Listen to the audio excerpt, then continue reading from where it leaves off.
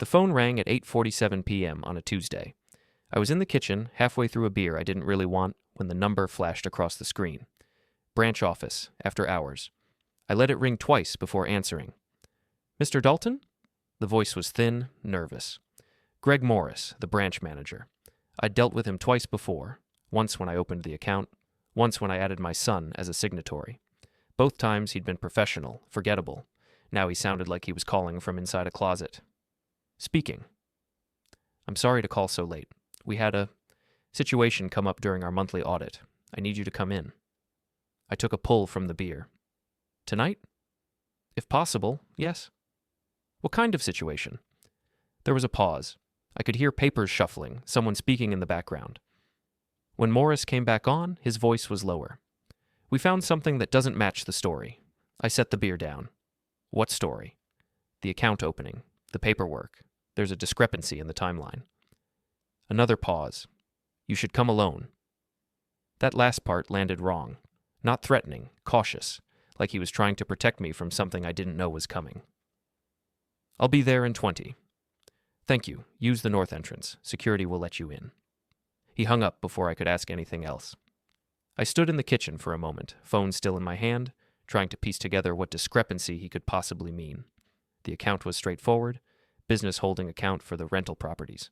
I'd opened it 6 months ago, added my son Trevor as a secondary because he was helping manage the portfolio while I dealt with my wife's medical treatments. Clean, simple, documented. Except now it wasn't. I grabbed my jacket and keys. Didn't tell my wife where I was going. She was already asleep, exhausted from another round of tests that had come back inconclusive. Didn't call Trevor either. If this was about paperwork, I wanted to see it first before I started making accusations. The drive took 18 minutes. The branch office sat in a commercial strip between a shuttered mattress store and a tax prep service that only opened during season. The parking lot was empty except for 2 cars near the back, Morris's Camry and a black sedan I didn't recognize. The north entrance was a side door used for deliveries. A security guard I'd never seen before was waiting, middle-aged guy with a cop's posture and eyes that tracked me from the moment I stepped out of my truck. He didn't say anything, just opened the door and gestured me inside. The hallway smelled like commercial carpet and recycled air. Fluorescent lights hummed overhead, half of them flickering in that way that made everything feel temporary. Morris was waiting outside his office, jacket off, tie loosened, looking like he'd been there for hours. "Mr. Dalton, thank you for coming." "What's this about?" He glanced at the security guard, then back at me. "Inside, please." His office was small, utilitarian. Desk covered in manila folders, computer monitor angled away from the door, window blinds drawn. There was a second person in the room. A woman in her 40s, gray suit, no jewelry, standing near the wall like she was trying to disappear into it. Morris didn't introduce her. He sat down behind his desk and pulled a folder toward him. I stayed standing. "6 months ago," Morris said, "you opened a business account with us. Account number ending in 4782. You listed your son, Trevor Dalton, as an authorized signatory." "Correct." "You came in on March 15th, Saturday morning. You filled out the paperwork, signed everything, and left." "Also correct." Morris opened the folder. Inside were photocopies, application forms, signature cards, account agreements. He turned the pages slowly, like he was giving me time to remember something I'd forgotten. Then he stopped on one page and rotated it toward me. "This is your son's signature card." I looked at it. Trevor's signature, right where it should be, date field filled in, March 15th, 2025. "I don't see the problem." Morris reached into the folder and pulled out another sheet. This one was different. Bank letterhead, internal processing form, something I'd never seen during the account opening. "This is the back-end processing log. It records when documents are scanned into our system." He pointed to a line near the bottom. "Your son's signature card was scanned at 9:32 a.m. on March 15th. I waited. "You came in at 10:15 a.m., Morris said. "We have the time-stamped entry in our system. You were here for 40 minutes. You left at 10:55. I felt something cold move through my chest. Morris pointed at the log again. "Your son's paperwork was submitted 43 minutes before you walked through the door." The woman near the wall shifted slightly. I looked at her, then back at Morris. "That's impossible." "I thought so too." Morris pulled out another document. "But then we pulled the security footage. Your son was here that morning, came in at 9:15, spent 18 minutes at the desk with Jennifer, one of our junior associates, left before you arrived. I stared at the signature card, Trevor's handwriting, his social security number, his date of birth, everything correct except the one thing that mattered. He came in alone, Morris said. Told Jennifer he was here to add himself to your account. She asked for your authorization. He said you'd already spoken to him about it and would be coming in later to finalize everything. She believed him. Why would she believe him? Morris hesitated. Because he had a copy of your identification, driver's license, social security card. He showed her texts between the two of you discussing the account. How everything looked legitimate. I felt my hands tightening into fists. I didn't text him about this. I know. Then how? We don't know. Morris closed the folder. What we do know is that your son had access to this account 43 minutes before you gave him permission, and what we don't know is what he did with that access. The room was silent except for the hum of the fluorescent lights outside. I looked at the woman again. She was watching me with the kind of expression people use when they're waiting for someone to break. Who is she? I asked. Morris glanced at the woman, then back at me. Her name is Patricia Vance. She's with our fraud investigation division. Fraud. We're not accusing you of anything, Mr. Dalton, but we need to understand what happened here. Because right now, it looks like your son gained unauthorized access to your account and may have used it for purposes you didn't approve. I sat down. Morris slid a paper across the desk. Transaction history. 6 months of activity, most of it routine, rent deposits, maintenance payments, utility transfers. But near the middle, there were 3 withdrawals I didn't recognize, each one for $8,500, all made within a 2-week span in late April. I didn't authorize these. We didn't think so, Patricia said. Her voice was calm, clinical. They were made using electronic transfer protocols. Your son has the credentials to initiate those transfers. Where did the money go? A holding account in Delaware, corporate structure, registered to a business entity we're still tracing. I stared at the numbers. $25,500, not enough to destroy me, but enough to notice. Why are you showing me this now? I asked. Morris leaned back in his chair. Because 3 days ago, your son attempted to make another transfer, this time for $47,000. The system flagged it because it was above his authorization threshold. It required your secondary approval. I never got a notification. I know. Because your email address on file was changed 2 weeks ago. Your son submitted a request to update it. He provided the correct security answers and authentication codes. I looked at the transaction log again. The dates, the amounts, the pattern. He's been planning this, I said. It appears so. I stood up. I need to talk to him. Mr. Dalton. Morris started, but I was already moving toward the door. Patricia stepped forward. We need you to file a formal complaint. If you don't, we can't freeze the account or reverse the transactions. I stopped with my hand on the doorknob. How long will that take? 24 hours. Maybe less. And in the meantime? In the meantime, Patricia said, your son has access to everything. I looked back at Morris. His face was pale, apologetic. The face of a man who'd delivered bad news to people before and knew exactly what came next. File the complaint, I said. I'll deal with my son. I walked out before either of them could respond. The security guard was still in the hallway. He watched me pass without saying anything. I didn't look back. Outside, the air was cold and sharp. I stood in the parking lot, phone in my hand, Trevor's number pulled up on the screen. My thumb hovered over the call button. Then I stopped. If he'd been planning this for 6 months, if he'd gone to the trouble of forging documents and changing email addresses and moving money into hidden accounts, then calling him now would only tip him off. Whatever he was doing, he thought he had time, thought I was still in the dark. Better to let him think that. I got in my truck and drove home. My wife was still asleep. The house was quiet. I sat in the kitchen with the lights off and stared at my phone. Trevor's last text to me was from 3 days ago. Something about needing to check on one of the properties, a tenant complaint about a water heater, normal, routine. I scrolled back further. 2 weeks, a month, 6 months. Every conversation looked normal, friendly even. Father and son managing a business together, talking about repairs and rent checks and lease renewals. Except now, I knew it was all performance. I opened my email and searched for anything from the bank. Found the notification about the email address change. Opened it. The timestamp matched what Morris had said. 2 weeks ago, submitted with my security codes, approved automatically. I clicked on the new email address Trevor had added. It was 1 letter different from mine. Easy to miss if you weren't looking carefully. He'd been intercepting my bank notifications for 2 weeks. I closed the laptop and sat in the dark. Tomorrow I would call him. Tomorrow I would sit across from him and ask him about the account and the transfers and the email change. Tomorrow I would watch his face while he explained himself. But tonight I needed to think. Because whatever Trevor was planning, he'd been at it longer than 6 months. The bank paperwork was just the moment they'd caught him. Everything else, the texts, the property visits, the helpful son routine, all of it was cover. The question wasn't why he'd done it. The question was what else he'd done that I hadn't found yet.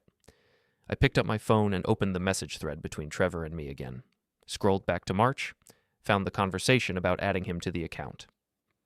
As the story unfolds, hit the hype button, like, subscribe, and write in the comments. Would you forgive them or walk away? Except the conversation wasn't there. I went back further. February, January. Nothing.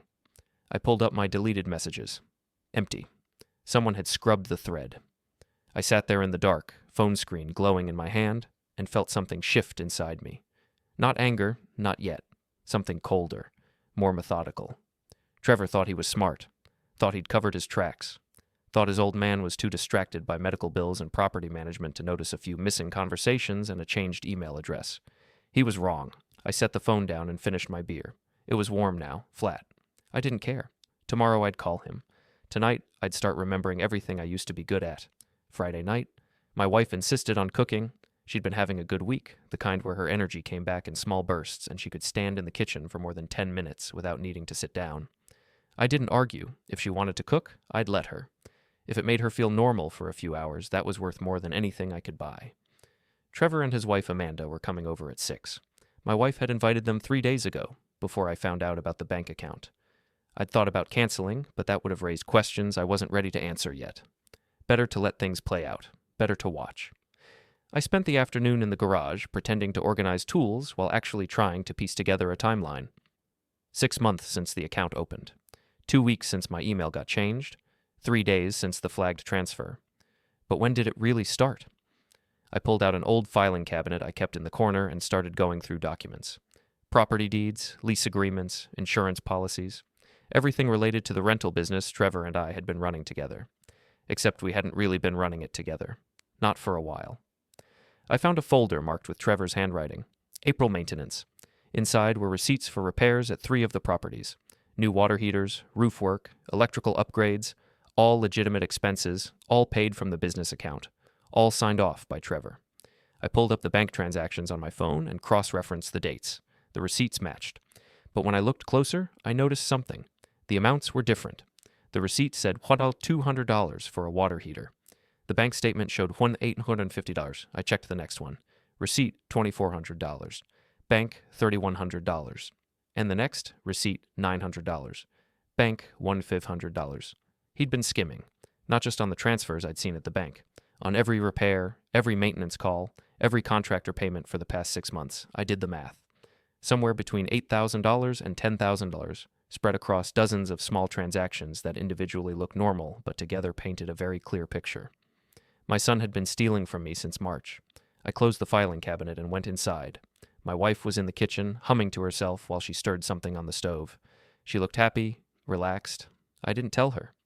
Trevor and Amanda arrived exactly at 6. He was wearing the same smile he always wore.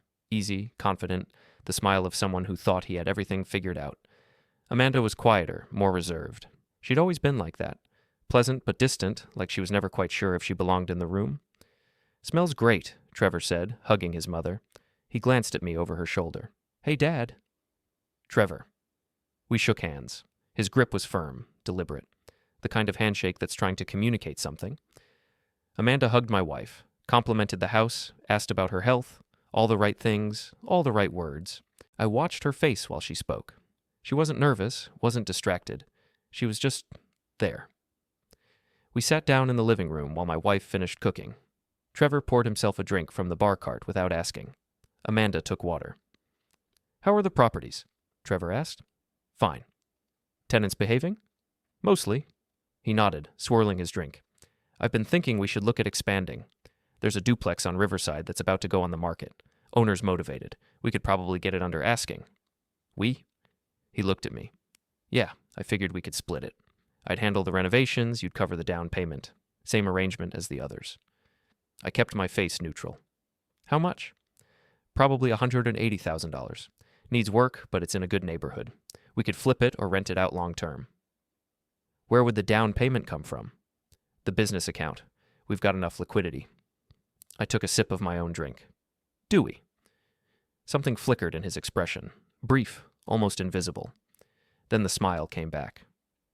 Last I checked, yeah. Why? Just wondering. My wife called us to the table before he could press further. Dinner was roast chicken, mashed potatoes, green beans, simple, familiar. My wife was glowing, proud of herself for making it through the meal without needing help. Trevor complimented everything. Amanda echoed him. I ate in silence. Halfway through, my wife mentioned the medical bills. We got another statement this week, she said, cutting into her chicken. Insurance only covered part of it. We're looking at about $12,000 out of pocket.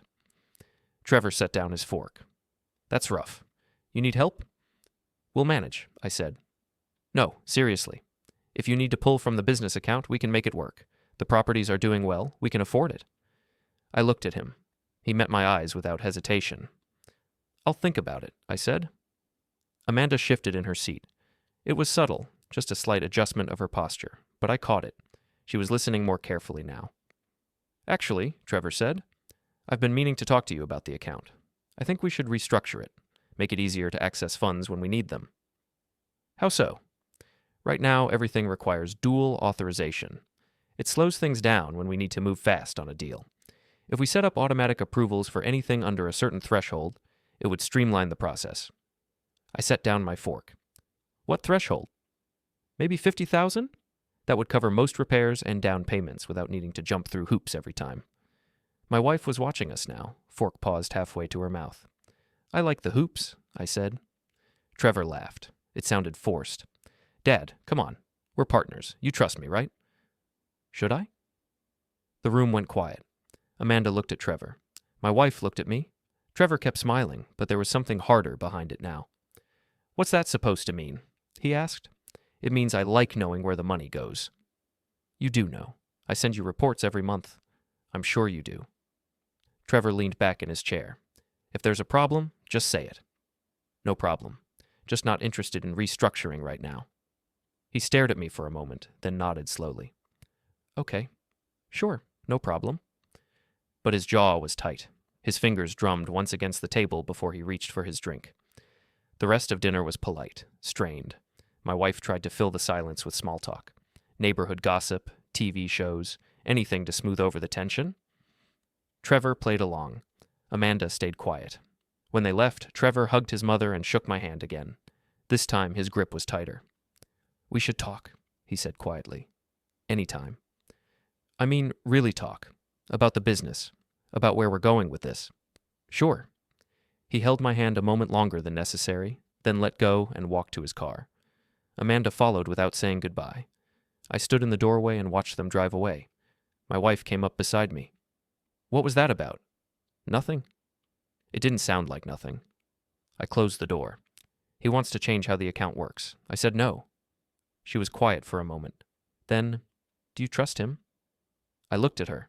She was watching me with the same expression she'd had in the hospital 6 months ago when the doctor told us her treatment would take longer than expected. Tired, wary, but not surprised. No, I said. She nodded. Good, neither do I. I followed her into the kitchen. She started clearing the table, moving slowly but deliberately. When did you stop trusting him? I asked. About 3 months ago. He came by while you were at work, asked me to sign something. I stopped. Sign what? A form. He said it was for the business. Something about updating the insurance. I told him I wanted to read it first. He got annoyed, said I was making it complicated. Did you sign it?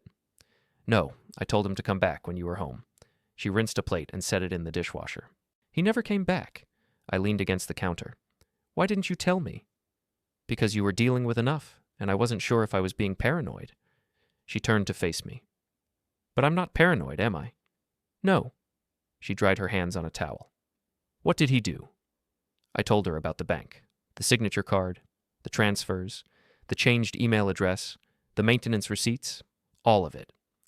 When I finished, she didn't look shocked. She looked resigned. How much? She asked. $35,000, maybe more. Hard to say until I go through everything. She sat down at the kitchen table. What are you going to do? I don't know yet. You're going to confront him. Eventually. And then what? I didn't answer. She looked at me for a long moment. You're not planning to just get the money back, are you? No. Good. She folded the towel carefully. Because if you let him walk away from this, he'll do it again. To you, to someone else. People like Trevor don't stop unless they're forced to stop. I sat down across from her. People like Trevor. People who think they're smarter than everyone else. People who think rules don't apply to them. She met my eyes. People who learn that behavior from someone. What's that mean? It means he's your son. He learned how to navigate systems from you, how to read people, how to plan, how to stay 3 steps ahead. She leaned forward. The difference is, you use those skills to build things. He's using them to tear things down. I thought about that. About the way Trevor had sat at dinner, confident and smooth, deflecting questions like he'd practiced in a mirror, about the way Amanda had watched without saying anything, like she was along for the ride but not driving. He's not working alone, I said. I know. Amanda's in on it. Probably, but she's not the planner. She's just there. Trevor's the one running this. I pulled out my phone and opened the message thread again, still empty where the March conversations should have been. He deleted texts, I said. My wife raised an eyebrow. From your phone? Yeah. How? I don't know. Must have had access to it at some point. She thought for a moment. When I was in the hospital in April, you left your phone on the counter one morning while you were in the shower. Trevor stopped by to check on me. He was here maybe 20 minutes. I stared at her. You think he went through my phone? I think he had opportunity. I set the phone down. 20 minutes was enough time to delete messages, change settings, install tracking software. I need to check something, I said. I went upstairs to my office and pulled out my laptop, logged into my phone's cloud backup, and scrolled through the archived messages. March 14th. There they were, the text Trevor had deleted, me asking him if he wanted to be added to the account, him saying yes, me saying I'd set it up on Saturday, except the timestamps were wrong. According to the backup, I'd sent those messages at 9:05 a.m. on March 15th, but according to the bank, Trevor had been at the branch at 9:15 a.m. that same day. He hadn't just deleted the messages. He'd edited them first, changed the timestamps, then deleted the originals. I downloaded screenshots and saved them to a separate folder. My wife appeared in the doorway. Find something?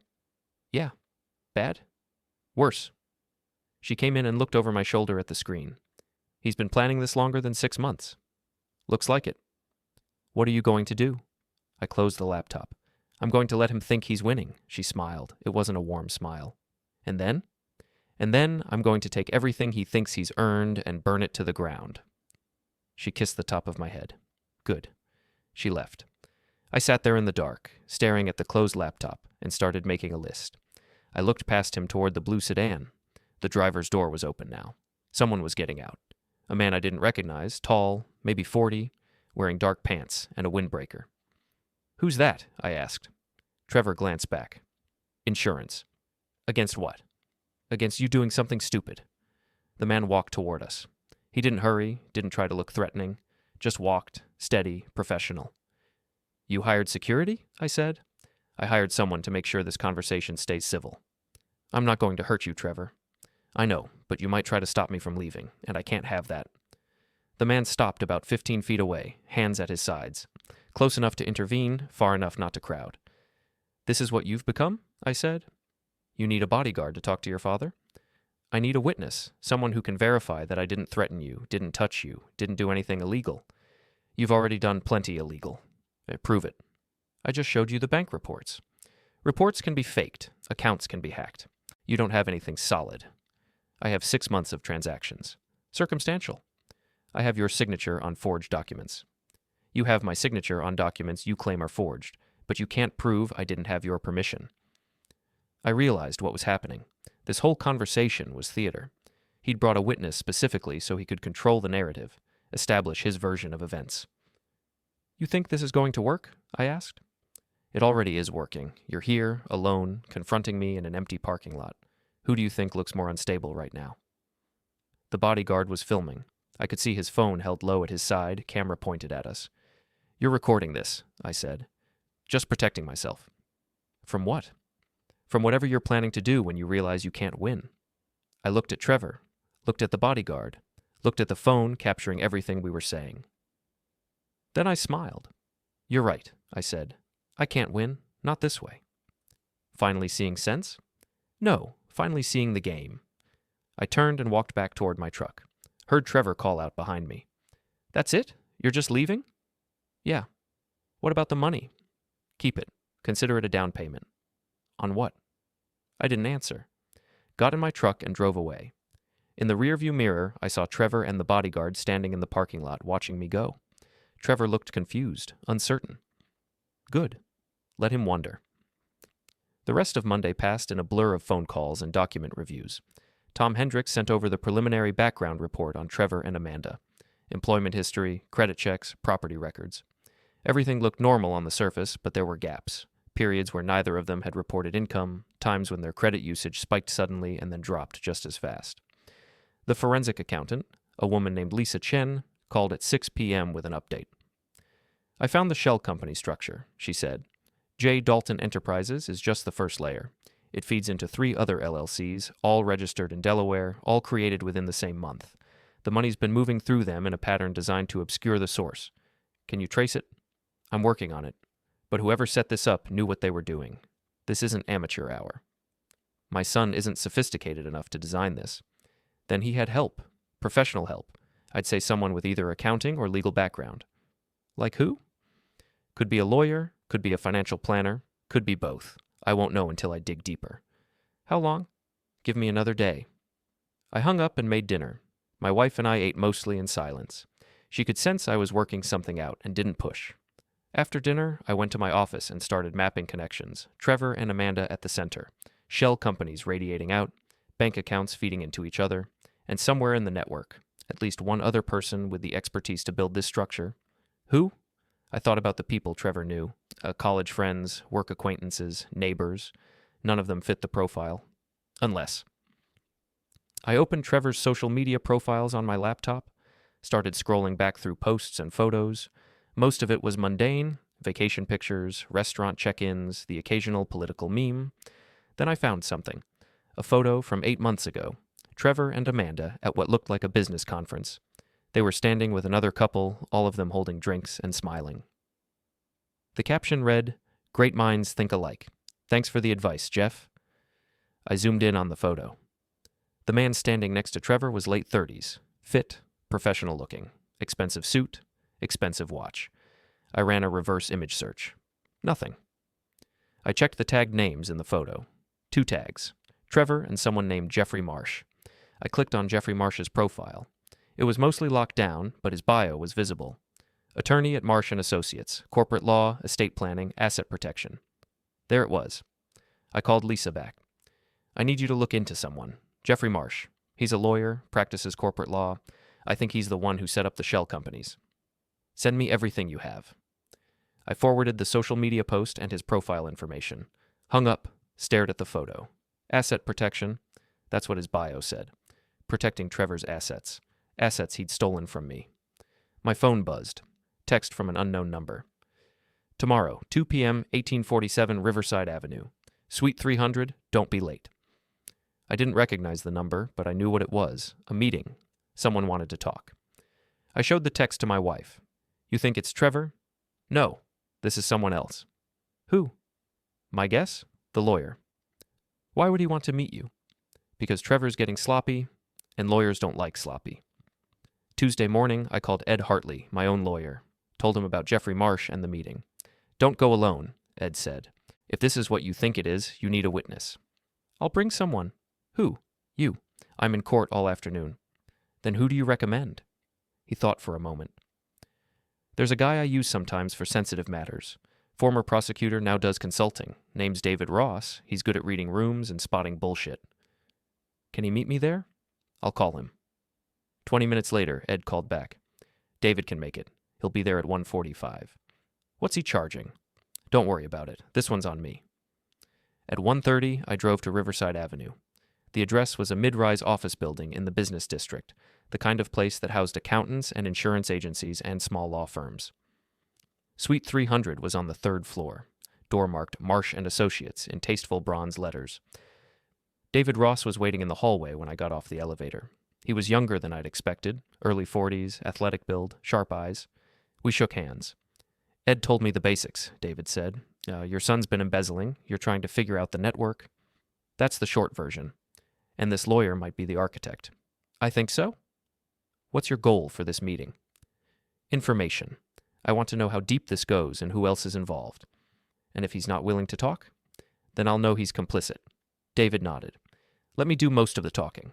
Lawyers like him respond better to other professionals. If he thinks you're emotional, he'll use it against you. We went inside. The office was clean, modern, expensive. Glass walls, hardwood floors, abstract art that probably cost more than my truck. A receptionist greeted us with a professional smile and ushered us into a conference room. Jeffrey Marsh was already there. He was exactly like his photo. Polished, confident, the kind of man who'd built a career on making other people's problems disappear. He stood when we entered and extended his hand. Mr. Dalton, thanks for coming. I shook his hand. His grip was firm, but not aggressive. Calculated. This is David Ross, I said. My attorney. Jeffrey Marsh, please sit. We sat. The conference room had a long table, leather chairs, a view of the city through floor-to-ceiling windows. Marsh folded his hands on the table. I assume you're wondering why I asked you here. Among other things. I've been working with your son on some business matters. Estate planning, corporate structure, that kind of thing. Completely routine. Routine, I repeated. Yes. He came to me about 6 months ago. Said he was helping manage your properties and wanted to set up some protective measures. What kind of protective measures? Asset protection trusts, limited liability companies, standard stuff for anyone with significant real estate holdings. And you helped him set these up? I did. It's what I do. David leaned forward. Did Trevor explain where the assets were coming from? Marsh looked at David. He said they were part of a family business, joint ownership with his father. Did you verify that? I had no reason not to. He provided documentation showing he was an authorized signatory on the business accounts. Everything appeared legitimate. Appeared, I said. Marsh met my eyes. Mr. Dalton, I'm going to be direct with you. Yesterday afternoon, I received some concerning information. My bank contacted me to say that several of the accounts associated with the structures I'd created for your son were being investigated for fraud. And I did my own investigation, pulled the original documentation Trevor gave me, compared it to the bank records, and I realized that some of the signatures on the authorization forms may have been forged. May have been? I'm a lawyer, Mr. Dalton. I deal in evidence. What I have right now is enough to raise questions, but not enough to make accusations. David spoke up. Why are you telling us this? Because if Trevor defrauded his father, he also defrauded me, made me complicit in a criminal enterprise without my knowledge. That's malpractice. That's disbarment. That's the end of my career. So this is about covering your ass, I said. This is about truth. I'm not going to protect someone who used my services to commit fraud. But you're also not going to turn over evidence unless you get immunity, David said. Marsh didn't deny it. I have a responsibility to my other clients. If this becomes public, it affects them too. So yes, I need certain assurances before I cooperate fully. I leaned back in my chair.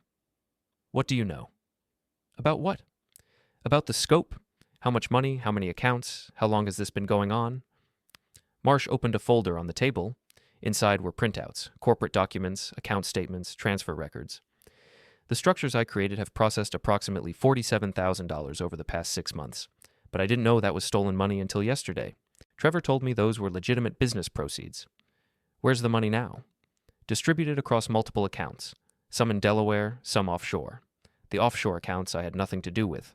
Trevor set those up himself. Offshore, David said. Where offshore? Cayman Islands, Cyprus. Places with strong privacy laws. I felt something cold settle in my stomach. How much is offshore? Marsh checked his notes. Approximately $85,000. More than what was stolen from my accounts. Which meant Trevor had been doing this to other people too. Who else? I asked. I don't know. Trevor didn't share that information with me. But you suspect. Marsh hesitated. His wife's mother passed away last year, left her a substantial inheritance, around $150,000, and I helped set up a trust to manage it, at Trevor's request. On behalf of Amanda? That's what I thought at the time. But now? Now I'm wondering if the money ever actually went into the trust. David and I exchanged a glance. You're saying he stole from his wife, I said. I'm saying there are discrepancies in the trust documentation. Signatures that don't match, dates that don't align. Same pattern as what I'm seeing with your accounts. Does Amanda know? I don't know, but if she doesn't, she will soon. The trust was supposed to generate quarterly statements. She hasn't received any. I stood up and walked to the window, looked out at the city, tried to process what Marsh was telling me. Trevor hadn't just stolen from me. He'd stolen from his wife. What happens now? I asked. Marsh closed the folder. That depends on you. If you want to pursue this criminally, I'll cooperate. Provide documentation, testify if necessary, but I need assurances from the prosecutor that my role was unwitting. And if I don't pursue it criminally? Then I'll quietly unwind the structures, return what money I can access, and sever my professional relationship with your son. But the offshore accounts are beyond my reach. You'd need a different kind of help to get that money back. David looked at me. What do you want to do? I thought about Trevor standing in that parking lot yesterday, smiling, telling me I couldn't prove anything. Thought about him filming our conversation, building his own narrative. I want everything, I said. Documentation, statements, communications, every email, every contract, every piece of paper that shows what he did. I can provide that, Marsh said. And I want you to contact Amanda. Tell her you need to discuss the trust. See what she knows. That's risky. If she's working with Trevor, she'll warn him. I don't think she is. I think she's a victim too. Based on what? Marsh considered that. It's possible. Do it, today. Tell her you need to verify some signatures. See how she reacts. And if she doesn't know, then we tell her, and we see if she wants revenge as badly as I do. Wednesday afternoon, Amanda called me. I was in the garage, sorting through old files when my phone rang. Unknown number. I almost didn't answer. Hello? James? It's Amanda. Her voice was tight, controlled. Can we talk? About what? About Trevor. About everything. I'm listening. Not on the phone. Can you meet me somewhere? Where? There's a coffee shop on Main Street, Riverside Cafe. Do you know it? Yeah. Can you be there in an hour? I checked the time, 3:30. I can make that work. Come alone, please. Okay. She hung up. I went inside and told my wife. She was folding laundry in the living room, methodically working through a basket of towels. You think she knows? She asked. If Marsh talked to her, she knows something. Be careful. She could be setting you up. For what? I don't know. But Trevor's desperate now. Desperate people do stupid things. I grabbed my keys. I'll text you when I get there. The Riverside Cafe was a small place, locally owned, the kind of spot that had been there for 20 years and would be there for 20 more. I arrived early, parked across the street, and watched the entrance. Amanda showed up at 4:15. She was alone, wearing jeans and a sweater, no makeup, hair pulled back. She looked exhausted. I waited 5 minutes before going in. Wanted to see if anyone else arrived, if this was an ambush. Nobody came. Inside, the cafe smelled like coffee and pastries. Amanda was sitting at a corner table, hands wrapped around a mug, staring at nothing. I sat down across from her. You wanted to talk. She looked up. Her eyes were red. Jeffrey Marsh called me this morning. I figured. He told me about the trust, about the inconsistencies in the paperwork. She took a shaky breath. About the money that's missing. How much? All of it. The entire inheritance. $150,000. I'm sorry. Are you? Because I'm sitting here trying to figure out if you orchestrated this whole thing just to turn me against Trevor. I didn't, but I won't lie. I'm hoping you'll help me stop him. Stop him from what? He's my husband. He's a thief. He stole from me. He stole from you, and he's probably stolen from other people too.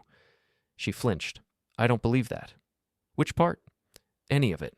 Trevor wouldn't steal from me. We're partners. Are you? Because from where I'm sitting, you're a victim. Just like me. You don't know anything about our relationship. I know he used your name to register shell companies. I know he moved stolen money through accounts you supposedly controlled.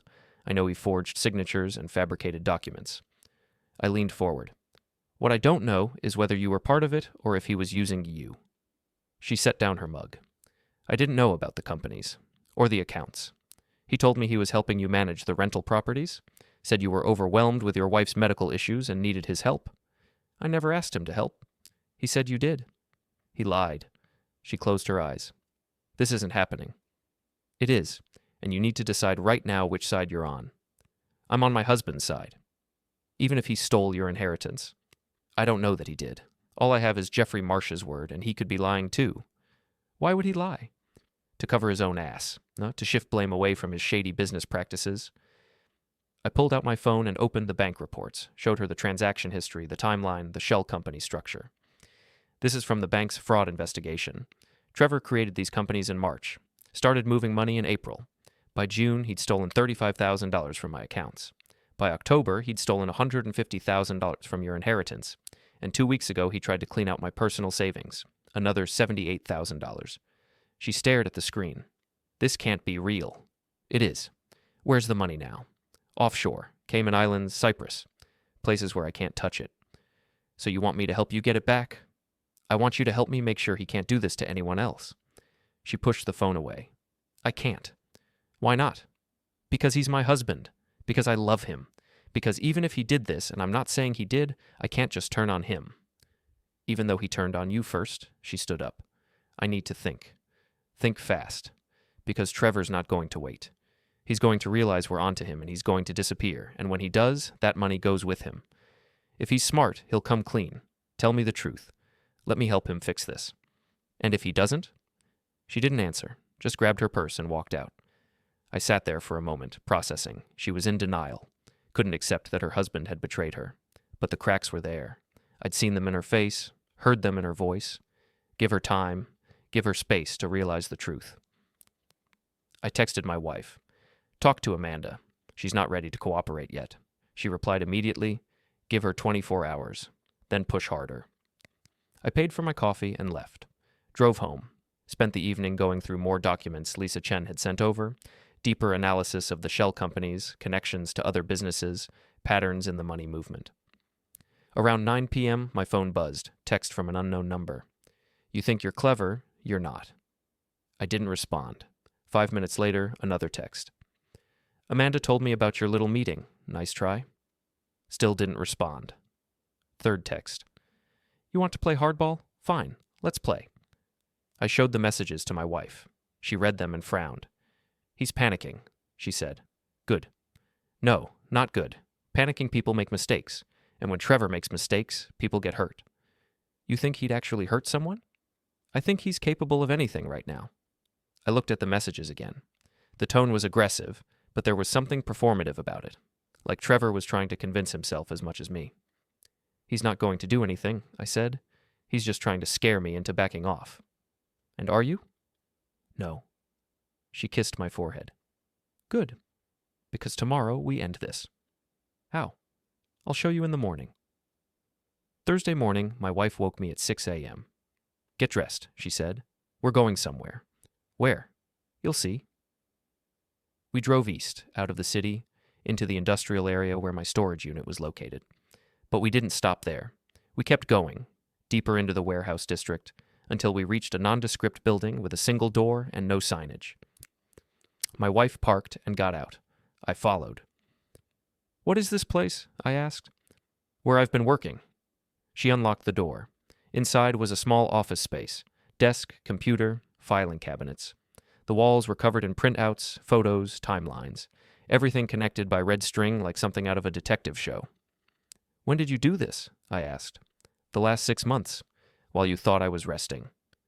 I walked closer, studying the wall. There was Trevor's photo at the center, lines connecting him to Amanda, to Jeffrey Marsh, to the shell companies, to the bank accounts.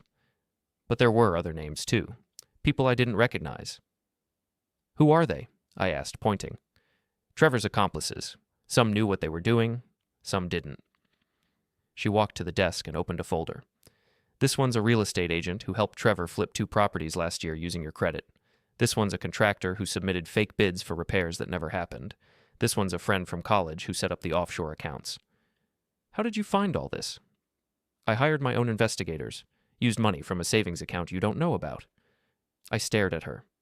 What savings account? The one I opened 15 years ago when you were working crazy hours and not paying attention. I've been putting money aside every month, just in case. Just in case what? Just in case something like this happened. She pointed at the wall.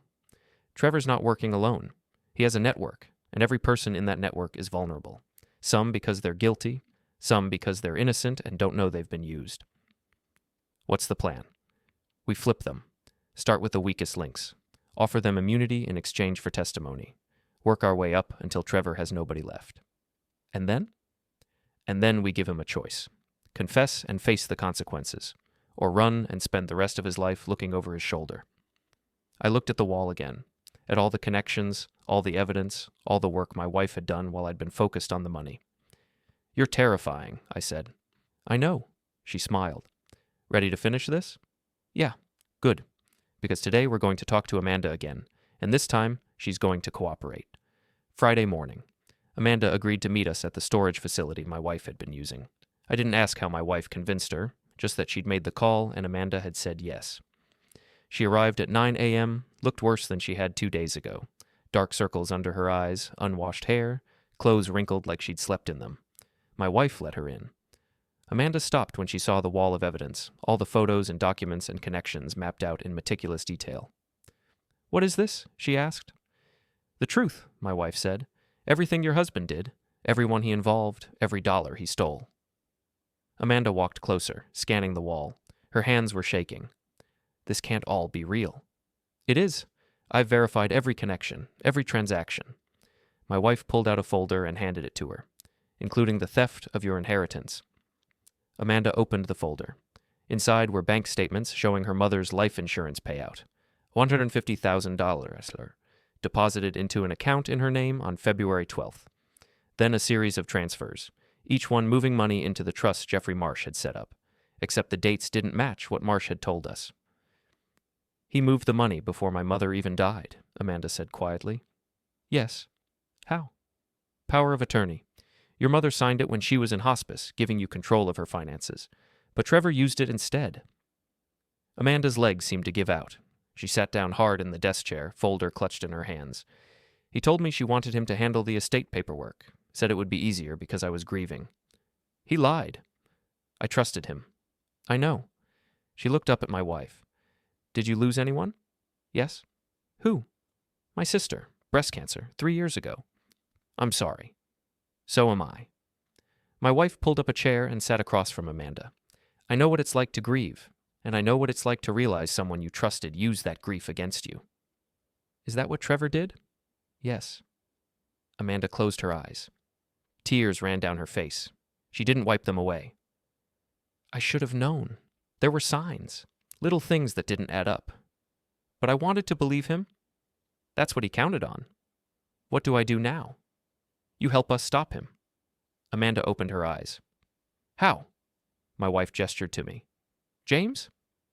I pulled out my phone and opened the text messages Trevor had sent 2 days ago, the ones about playing hardball. Trevor thinks he's still in control, I said. He thinks he can intimidate me into backing off. What he doesn't know is that we've been building a case against him for months. We have documentation, we have witnesses, we have a money trail. So call the police. We will. But first, we're going to give him a chance to come clean. Why? Because if he confesses, pleads guilty, returns the money, the charges will be lighter. He'll do time, but not as much. And maybe, there's something salvageable in him. Amanda laughed bitterly. You think he'll confess? No, but I think you can make him. How? My wife leaned forward. By telling him you know everything, by showing him the evidence, by giving him an ultimatum, confess or lose everything, including you. He won't listen to me. He will if he thinks you're his last lifeline. Amanda wiped her face. When? Tonight. We're going to arrange a meeting, neutral location, just the 4 of us. And if he refuses? Then we call the police and let them handle it. Amanda stood up, walked back to the wall, stared at Trevor's photo in the center. I loved him, she said quietly. I really did. I know, my wife said. But sometimes love isn't enough. At 7 p.m., we met at a small restaurant on the outskirts of town. Private room in the back, reserved under my wife's name. Trevor didn't know she'd be there. As far as he was concerned, this was just dinner with Amanda. But when he walked in and saw all 3 of us sitting at the table, his expression shifted. Not surprise, calculation. What is this? He asked. Sit down, Trevor, I said. I don't think so. Amanda spoke up.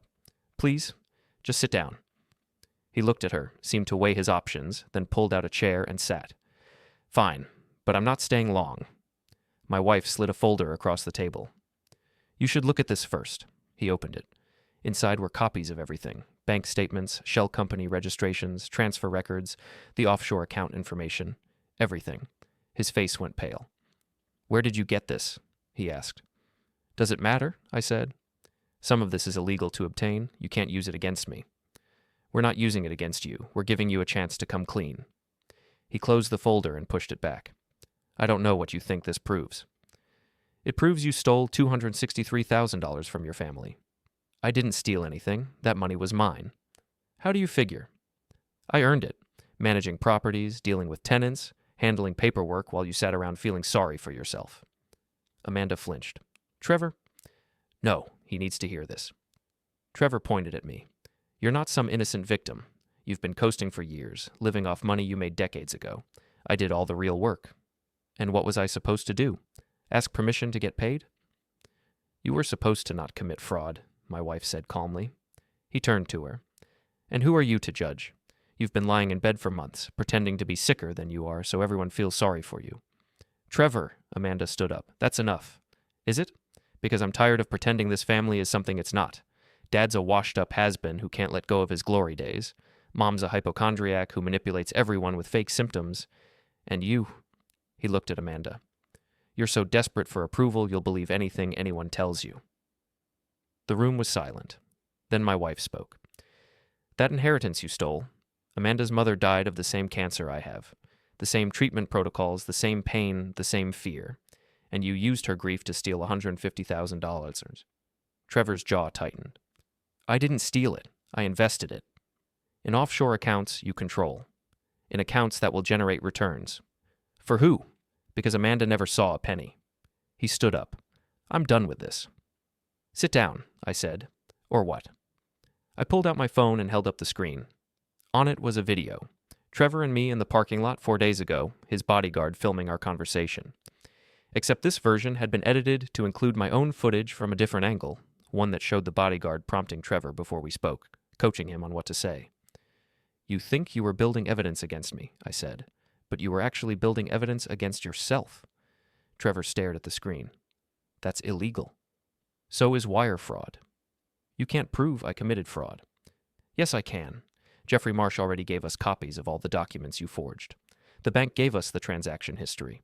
Your wife is willing to testify that you stole her inheritance. I set the phone down. You're done, Trevor. He looked at Amanda. You wouldn't? I was trying to protect that money. By hiding it in accounts I couldn't access? By making sure it generated returns. By planning for our future. Our future, Amanda's voice broke. You mean your future, the one where I don't exist once you've drained every account dry. He started to respond, then stopped, seemed to realize he'd lost. What do you want? He asked finally. A confession, I said. On record. Everything you did, everyone you involved. Return the money, plead guilty, accept the consequences.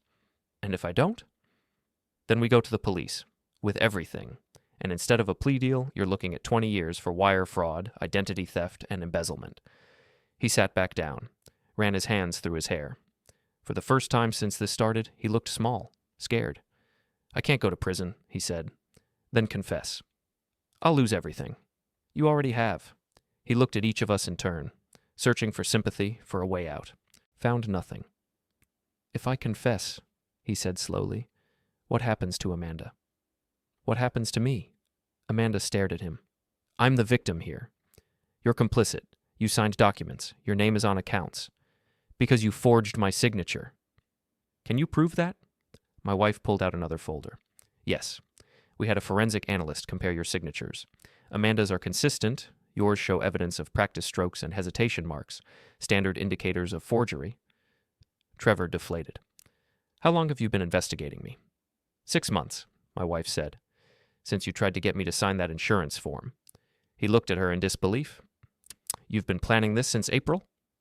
I've been documenting your crimes since April. There's a difference. He turned to me. And you? When did you know? The night Morris called me about the account. So you've both been lying to me for months. We learned from the best, my wife said. Trevor laughed. It was a hollow, broken sound. I'm your son. No, I said. You're a criminal who happens to share my DNA. So that's it? You're just going to turn me in? Unless you confess first. He stood up again. This time, nobody tried to stop him. I need to think. You have until midnight, I said. After that, I call the police. He walked to the door, stopped, turned back. You know what the funny thing is? I learned everything from you, Dad. How to read people, how to plan ahead, how to stay 3 steps ahead. All those skills you used in your security job, I just applied them to this. I used those skills to catch criminals, not become one. Semantics. He left. Amanda stayed seated, staring at the closed door. He's not going to confess. I know, I said. So what happens now? My wife checked her watch. Now we wait. If he runs, we'll know within the hour. If he doesn't, we'll know he's planning something else. And if he comes back? Then we record everything he says and use it against him. We sat in silence for a long time. The restaurant noise filtered through the walls, other diners, the kitchen, normal people having normal meals. At 9:47 p.m., my phone buzzed. Text from Trevor.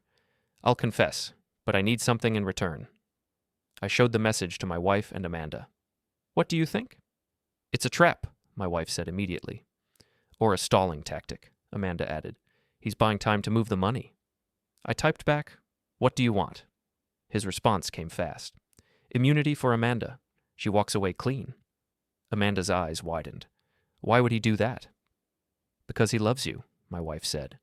Or because he needs you to not testify against him. Maybe both. I looked at Amanda. Your call. Do we give him immunity for you? She thought for a long moment. Then, no, I don't want him protecting me. I want him held accountable. I typed, no deal, confess or face the charges. 10 minutes passed. No response. Then, at 10:03 p.m., my phone rang. Unknown number. I answered. Hello? Mr. Dalton, this is Officer Rebecca Torres with the police department. We received a call about a possible altercation at 1847 Riverside Avenue. Are you familiar with that address? My stomach dropped. Jeffrey Marsh's office. I am, I said. Can you tell me your relationship to Trevor Dalton? He's my son. What happened? Sir, I think you should come down to the station. Why? What happened? There was a pause. Then, your son turned himself in. He's asking to speak with you.